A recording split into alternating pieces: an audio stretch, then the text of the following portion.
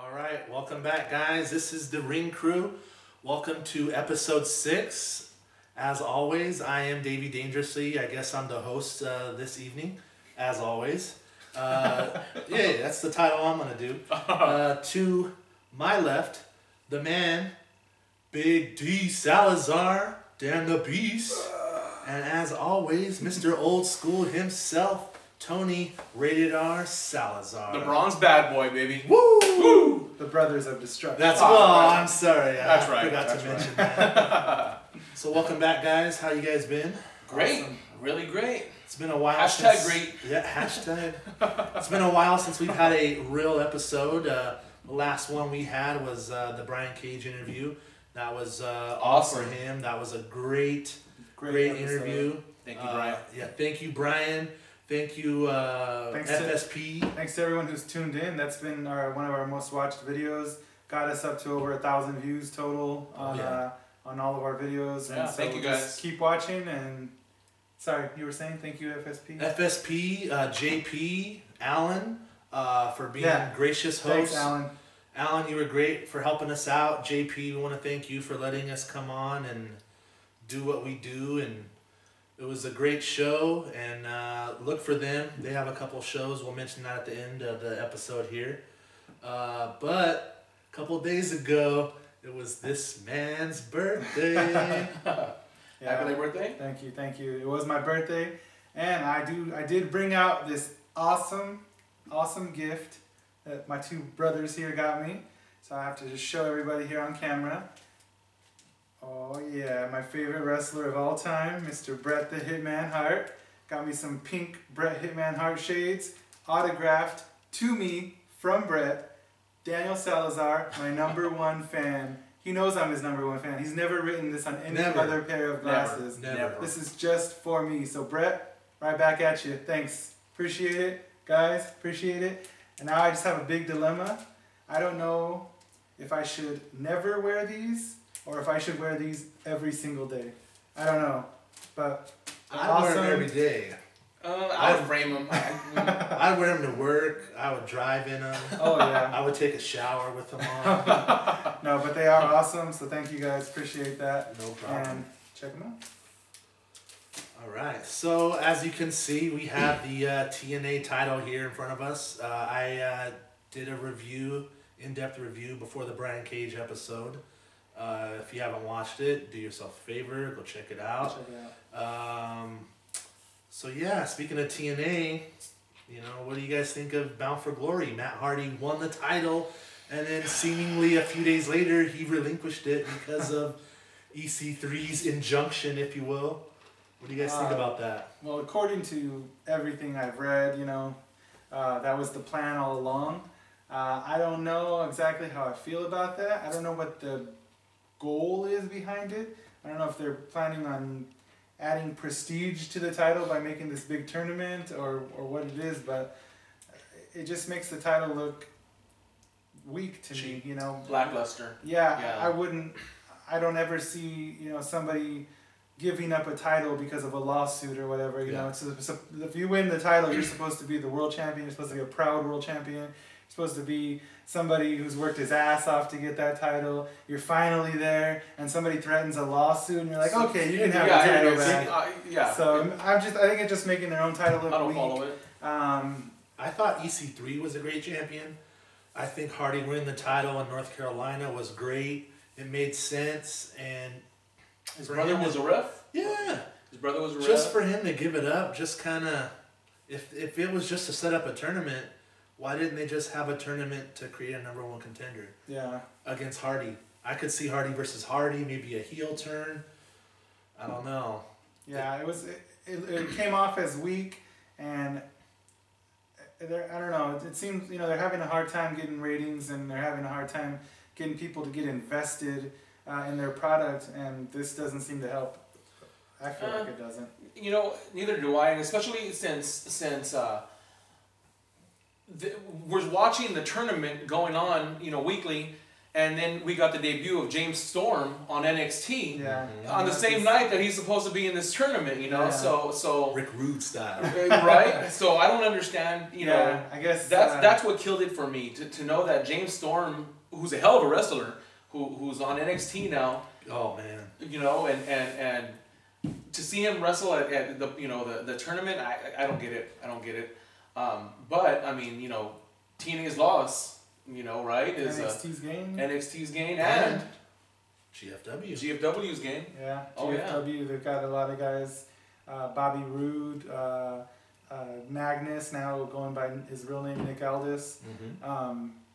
GFW seems to be, you know, like it's going to be a legit product. It's coming into its own. They have a big taping coming up here October 23rd. Yes, sir. Shout out to Christina Von Erie. Good luck. Good luck, girl. But yeah, it's going to be a good taping. They're going to crown champions. I'm not sure. I know they have some kind of TV deal worked out. I don't know how, you know, what exactly the details are. So I don't know when we'll be able to see GFW on TV. But it looks like they're growing, and it looks like TNA is fading. So GFW has some quality names. We'll see if Jarrett can pull a rabbit out of the hat, if you will. Well, he made TNA. Yeah. You know, I think he can take what he started with TNA and apply it to GFW. Yeah, he can. He's more aware of how. I mean, he's been in the business forever, but now he knows how to get the TV people and how to do all this. So we'll see how that pans out. Back to James Storm real quick. Do you guys see him having a legit run in NXT and going to the main roster, or do you guys think he's going to stay in NXT, help out young guys, maybe become a mentor, coach, or do you guys see him actually going into the WWE on Raw, SmackDown? I would love to see it. I mean, he's still, you know, he's not an old guy. He's in his 30s. He can still go. I would love to see him in NXT. I don't want to see him like they're using Rhino, like he's just putting over talent, which is great. See, that's what I kind of thought. Yeah. Rhino's great. I like what he's doing with Baron Corbin and all that, but I think he still has some gas in the tank. What do you think? As far as James Storm or Rhino or just the situation? Both. James Storm, I'm a fan of his. I don't know if I could see him being called up to like Raw, maybe giving him, you know, superstars, you know, doing that and you know, showcasing him on that or something. But I think he's going to be an asset to NXT. He's talented, and you know, I don't want to see him, you know, put the young guys over as well. I want to see him, you know, establish himself, you know, a name there too. So hopefully we'll see what they can do with him, what Triple H has in store for him. Storm versus Owens IC title. Oh yeah, I'm just throwing it out there. I could see it. I can see that. And speaking of NXT, again, we've been off for a few weeks. We had the Big Cage interview. We haven't really talked about too much going on in wrestling, but we haven't discussed the NXT live event, the women's match, the women's Iron Man match, which was epic, off the chain, incredible. Yeah. Oh yeah. I'm sure. I mean, everyone who's watching this, you're wrestling fans. You've probably already seen it. If you haven't, why haven't you? You need to go back and look at it. Match of the year right there. It really is, and you know, it got a lot of talk, a lot of hype because it was a main event, because it was an Iron Man match, and I feel like it completely lived up to it. Oh, blew it out of the water. Expectations. I think it made history. I mean, it was an awesome match. Yeah, I think it's and the backstory's awesome. I mean, like knowing that they're they're writing the letters to themselves and writing the stories. That's amazing. And then to see them actually go up and to do this and to be at this stage of their career where they're just starting out, you know, to get this much attention at the beginning, I can only see them growing from here. And you know, Charlotte keeps talking about how she wants to main event Mania. I don't know if I ever see a women's match main event Mania, but we're a step closer to it. I mean, the women are taking center stage right now. Absolutely. And they're doing a great job. The right women are taking center stage right now. Yeah. I agree. So I look forward to seeing more of it. I actually enjoy it. I enjoy. There's so many women who are in the independents, like Athena just now got signed to NXT. She's going to be amazing. Of course, Asuka now in NXT. There's so many talented indie women wrestlers all over the world. I mean, with promotions like Shine and Shimmer, showcasing them. And so I think... Stardom. Yeah, I think Stardom, that with Triple H running NXT and we've got Sarah Del Rey down there. Del Rey. I think they're going to be signing some more women wrestlers, so I can see the women's, I guess, Divas Revolution, as they're calling it. I can see the Divas Revolution continuing to grow, so I think it's a good thing. So this weekend, guys, we have Hell in a Cell. We have Lesnar finishing off his Go to Hell tour. If you guys haven't seen the Stone Cold podcast, it was great. Lesnar kind of came off as kind of a dick. But I mean, those are my opinions. You better hope Lesnar doesn't watch that. I get where he's coming Sorry, from. Brock, Like he treats wrestling as a business. I get it, but just some of his comments kind of rubbed me the wrong way. Yeah. I think he's a huge draw. I think him versus Taker this weekend in a cell is going to be great. Undertaker's looking good out there. He's not. Undertaker's looking good. But Lesnar's looking better.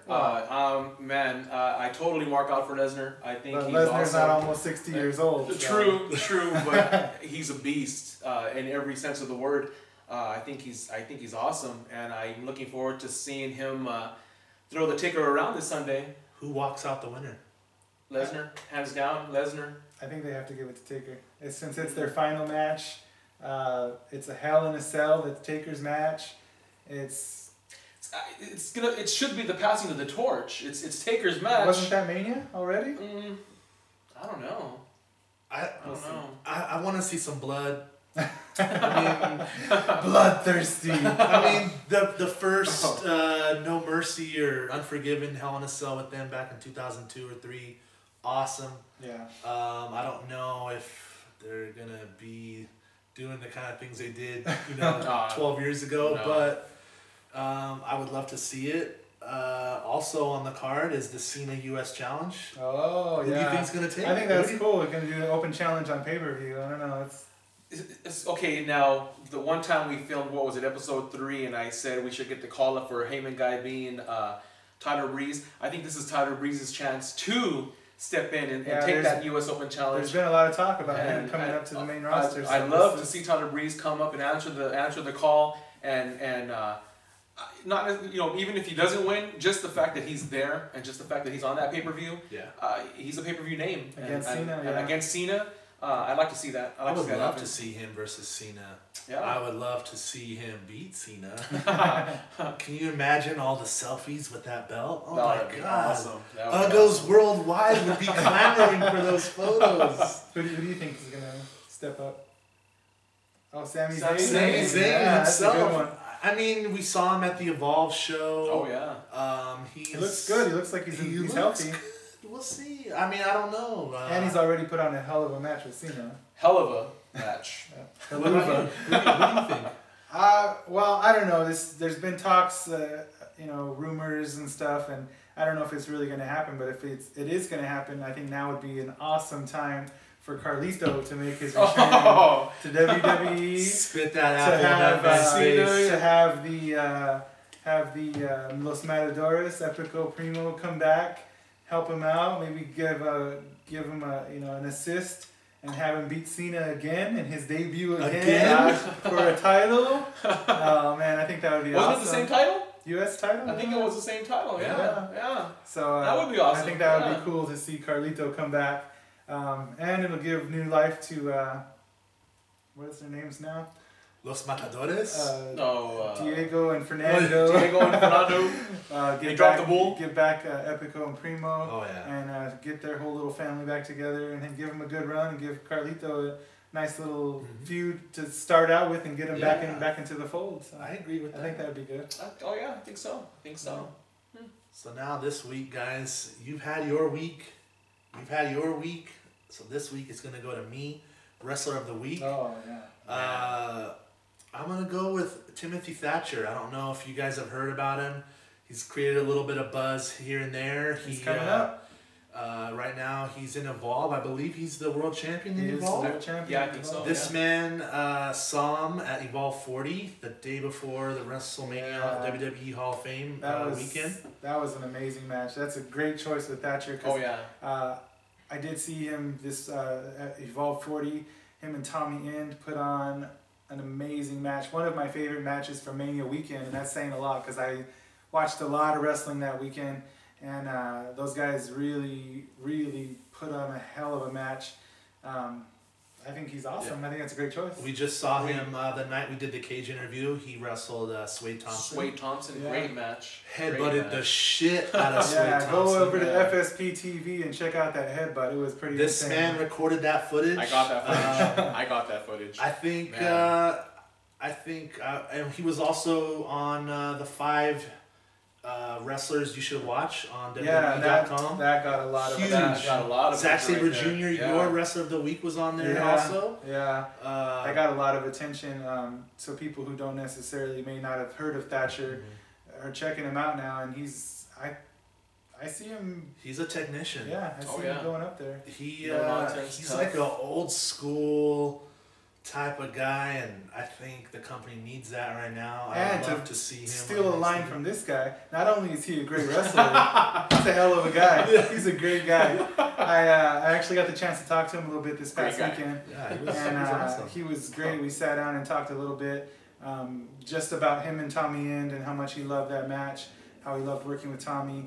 We talked about our shared love for PWG, how he loves wrestling down there, how I love going down there and watching him.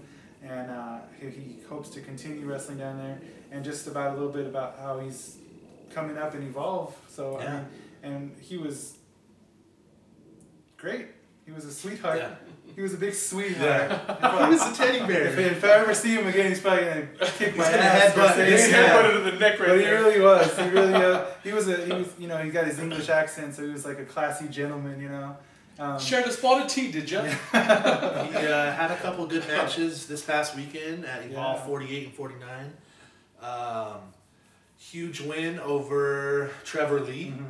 And the Halloween Eve, he has a match against MVP at the All Pro Wrestling Show. Yeah, that'll be good. So That's if in you Daly are City. Daly City, if you're up in that area, go check out APW. It's a great California indie. It's been around since 1991. We're kind of lucky. We live in Central California. We get shows from the north, shows from the south. We have Lucha Extreme, Pro Wrestling Bushido, which we are going to the Hall of Fame. So we'll probably have an episode about that. So stay tuned for that. NorCal Hall of Fame coming out of Pro Wrestling Bushido. So check that out. Out in Modesto with is that Bobby Hart's Bobby Hart's bar, right?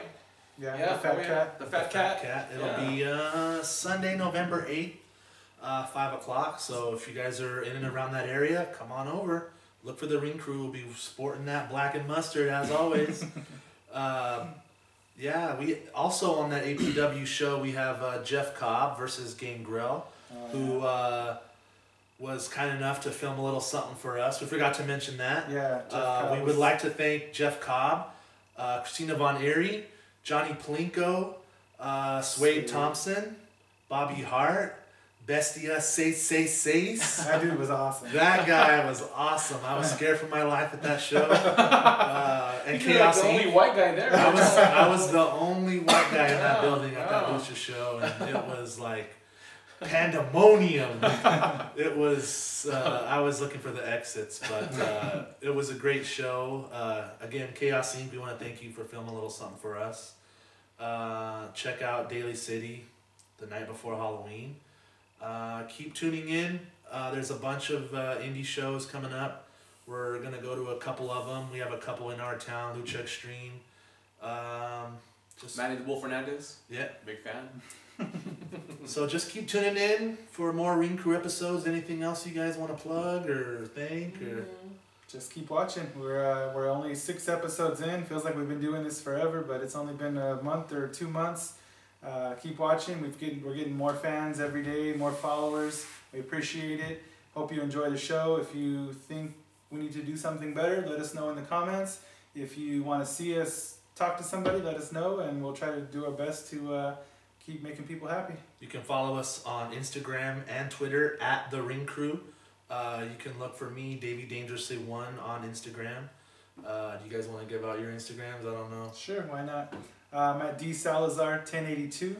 And I'm at XX Mr. Salazar XX. Oh, Mr. Salazar. Mr. Salazar. Pardon me, sir. All right, well, that's it for us today. And as always, do what you do, but whatever you do, don't mess with the crew. See you next time, guys.